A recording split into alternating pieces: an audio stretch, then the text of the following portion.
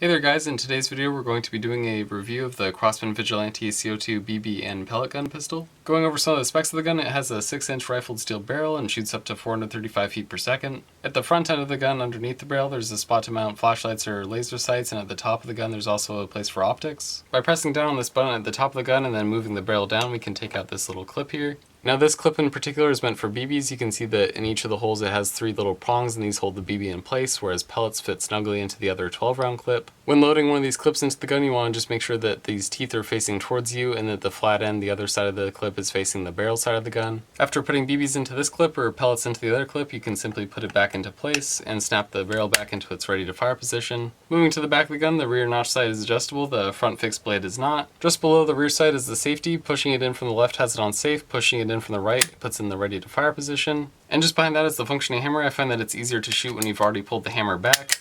It is possible to pull the trigger without pulling the hammer back first, but it is a little bit more difficult since you have to work against the force of what it would take to pull back the hammer normally. And in doing this, I found that it's a little bit harder to squeeze the trigger, so I like to pull back the hammer first to increase accuracy for each shot. To insert a new CO2 canister into this gun, all you have to do is take off both sides of the handle, then insert the CO2 canister here.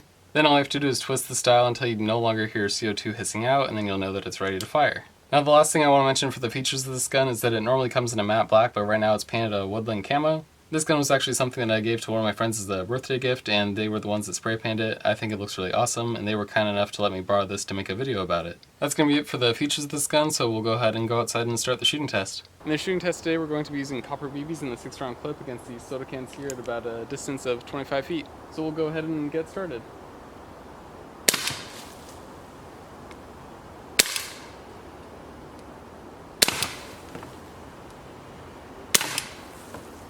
There we go.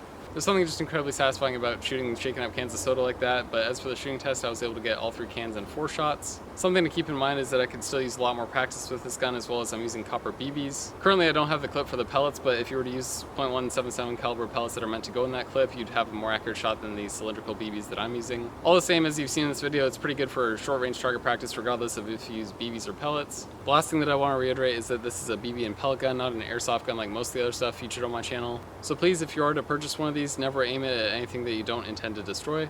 That being said, if you are looking to pick one of these up, I'll have a link in the description to where you could buy one of these or check out more about it. That is going to be about it for this video though, guys, so if you're looking for more to watch, I'll have some annotated videos here on the right, as well as links to them in the description below. As always, I'd like to thank you guys for watching, and I will see you in the next video.